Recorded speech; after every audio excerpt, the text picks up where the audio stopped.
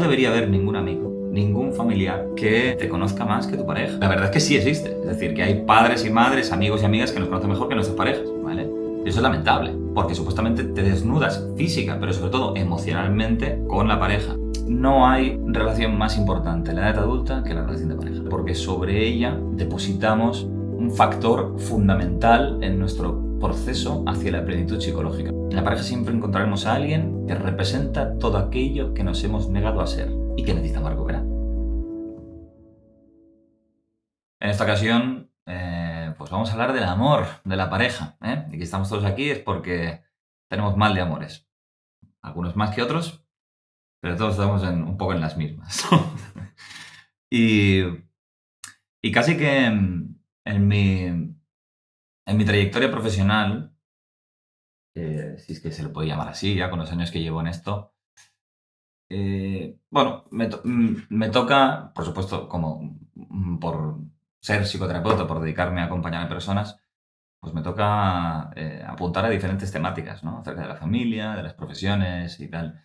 Pero cada vez estoy más convencido de que la pareja es un asunto fundamental, primordial y nuclear en toda persona que quiera tener unos ciertos mínimos de bienestar.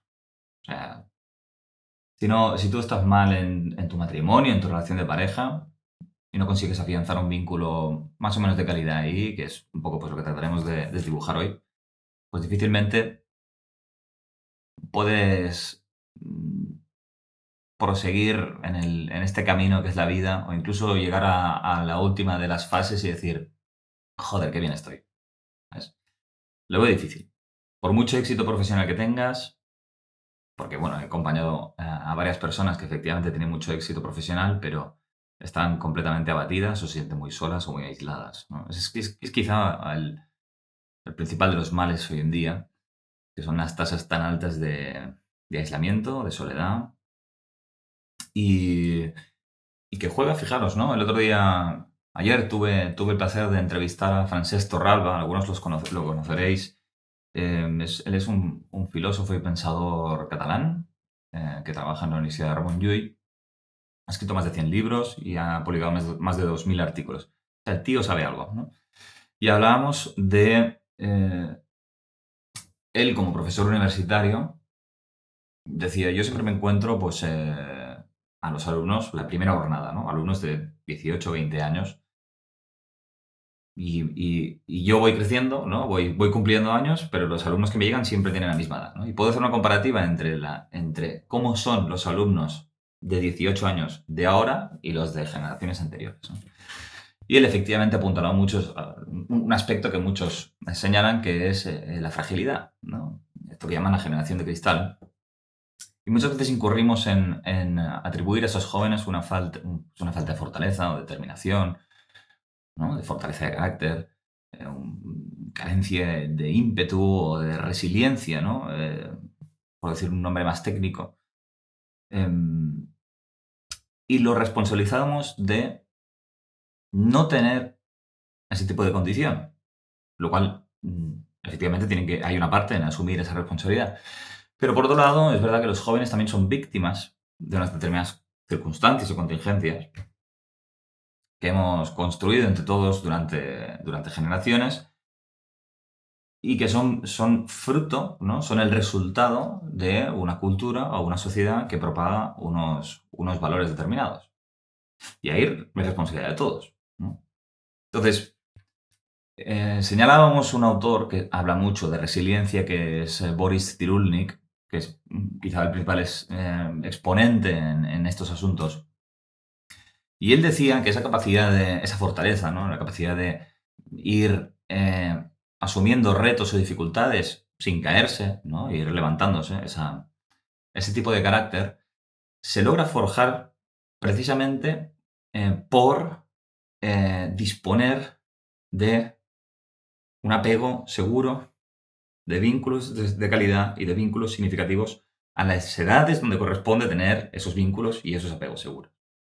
Es decir, que mucha de la fragilidad y debilidad que vemos en las generaciones que vienen es fruto precisamente de su soledad o está correlacionada con esa soledad.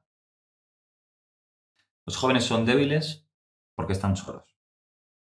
Y es lo mismo que decir que una persona es fuerte porque tiene un sostén, una raíz de personas, que si esa persona se flaquea, cae o bueno, titubea, pues hay alguien al otro lado, ¿no? Que, que puede darle un poquito de cobijo, ¿sí? Y esto nos tiene que dar cierta dosis de humildad a todos, porque como seres sociales que somos no podemos ser fuertes en soledad. Es interesante verlo así. Casi que me estoy dando cuenta mientras lo digo. Que uno no puede tener ese carácter o esa fortaleza mientras no tengan nadie a su lado. Y creo precisamente por esta misma razón que las personas pueden construir grandes cosas, conquistar grandes gestas, pero lo que les permite seguir intentándolo tiene que ver con su red de contactos, ¿no? Y por esta razón el tema de este taller, dentro de todas las relaciones, principalmente la pareja, es la más importante. ¿Por qué la pareja tiene tanta trascendencia? Pues porque no hay con ninguna otra persona llegamos a niveles tan profundos de intimidad. No lo hacemos con ninguno. O sea, no hay ningún amigo que te pueda, o no debería haber ningún amigo, ningún familiar que te conozca más que tu pareja. No debería existir. La verdad es que sí existe. Es decir, que hay padres y madres, amigos y amigas que nos conocen mejor que nuestras parejas. ¿Vale? Eso es lamentable. Porque supuestamente te desnudas física, pero sobre todo emocionalmente con la pareja. ¿Vale? Ese nivel de desnudez, ¿no? De desprotección o de descorazamiento, que no deja de ser otra gran gesta, que requiere mucha valentía, el mostrarse vulnerable, ese despojarse de todas las defensas y corazas y ponerse en las manos de otra persona y darle a la capacidad a esa persona de hacer contigo lo que le plazca, ojo, porque todo eso está implícito, pues escasea, escasea. ¿Por qué? Porque nos han pegado mucho. Nos han pegado mucho o hemos sufrido mucho y claro, pues no las tienes todas. Entonces, cuando toca hacer ese ejercicio de decir, venga, va, vamos a volver a intentarlo, siempre es difícil. Porque los fantasmas del pasado pues vuelven a visitarnos. Porque la relación con papá y con mamá vuelve a reproducirse. Y un sinfín de cosas que son las que tenemos que seguir prestándole atención. Porque esto no es algo de, ya lo he revisado, ya lo he trabajado y ya está. No. Ese demonio siempre vuelve.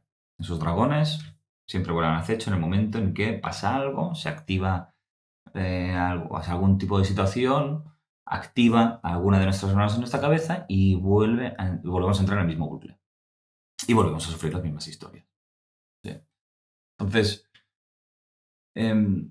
no hay relación más importante en la edad adulta que la relación de pareja. La cuestión normativa.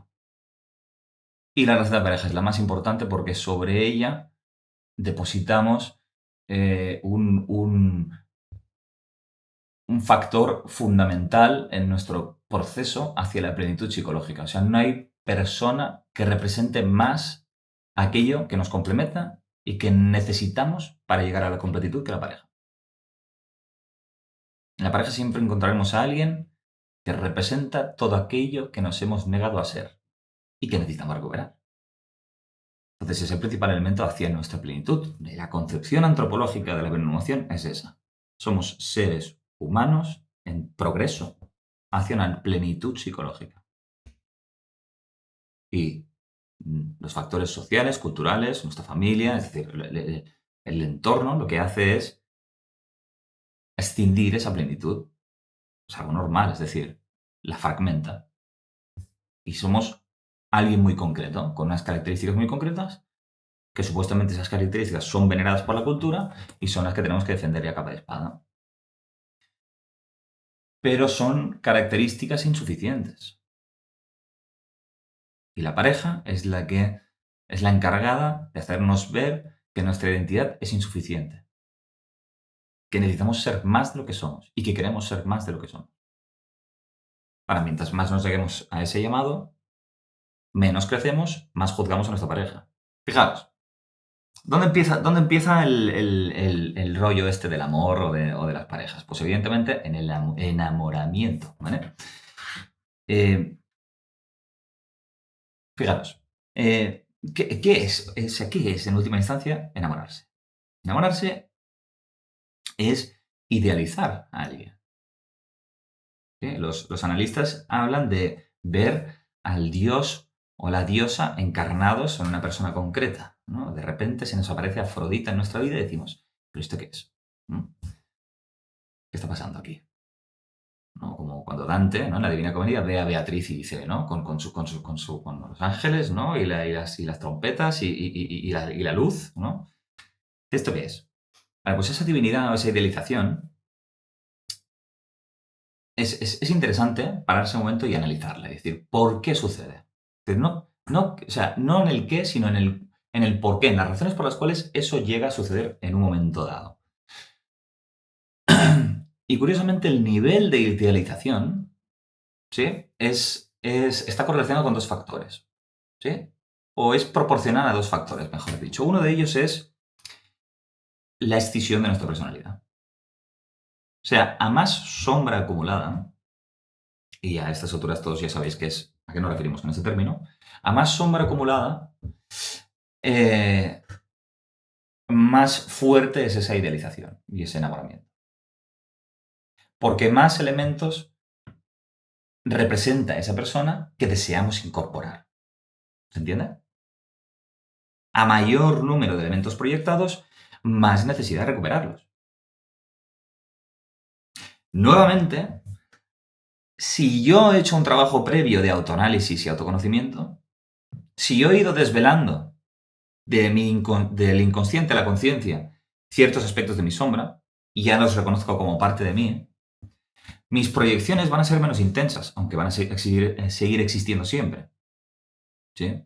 Y cuando conozca a alguien, pues quizá es menos romántico, pero también es más real. ¿Entendéis? ¿Explico? Sí, fijaros, cada vez me parezco más a Enric en otra cosa. Él también se carga el romanticismo, ¿no? Pues entonces yo estoy casi... Me voy acercando.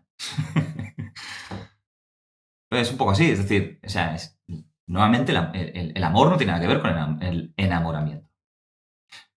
Por la misma razón que apuntábamos antes, porque el amor es una acción consciente. El enamoramiento es una compulsión. Tú no decides enamorarte.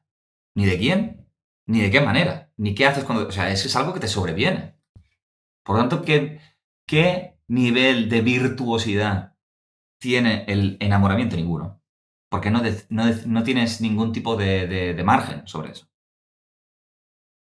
El amor estriba en que cuando eso cesa, o cuando se apaga, o cuando termina, tú decidas seguir eligiendo a esa persona. ¿Me explico? A pesar de empezar a verla en los términos en lo que es. ¿Sí? Y empiezas a limpiar esas proyecciones. ¿Sí? Entonces, el nivel de idealización o de enamoramiento, que estamos haciendo ese paralelismo, es proporcional al nivel de escisión de nuestra personalidad. Es decir, cuanto más estrecho es mi ego, más proyecto, más me enamoro. Y, en segundo lugar, tiene que ver con la experiencia de un apego inseguro. Y aquí vuelvo a las relaciones que apuntalaba Cyrulnik. ¿Sí? A mayor carencia afectiva, más necesidad de que alguien nos proporcione ese afecto que no recibimos. Claro, es decir, si a mí no me han proporcionado ese afecto, entonces yo voy buscando desesperadamente eso que supuestamente necesito. ¿Sí? Y esa desesperación o esa necesidad es la que también hace que las cosas se vivan tan intensamente. Intenso en el sentido de pérdida de control. ¿Sí? Entonces, eh, este es el preámbulo, ¿vale? La escisión de la personalidad, como no la podemos evitar, sucede y por lo tanto sucede el enamoramiento.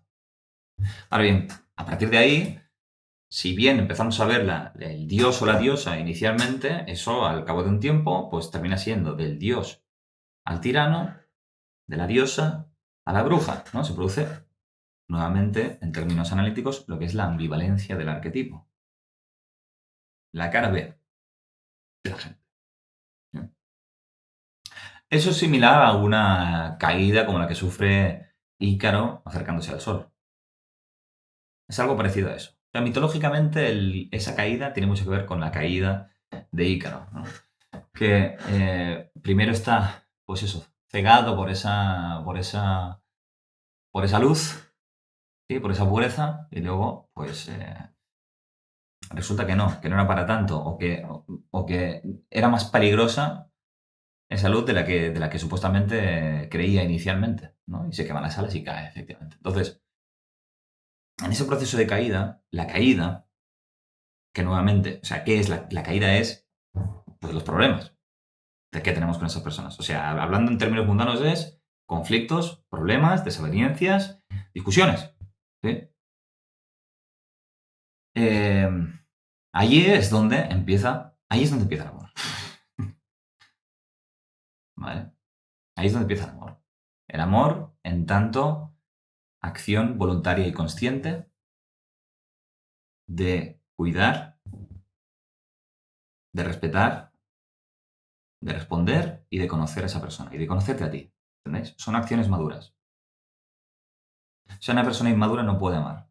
El amor es solamente de la esfera de las personas maduras emocionalmente. Y además, eh, esa caída, fijaros, esa caída no es sino la confrontación con uno mismo.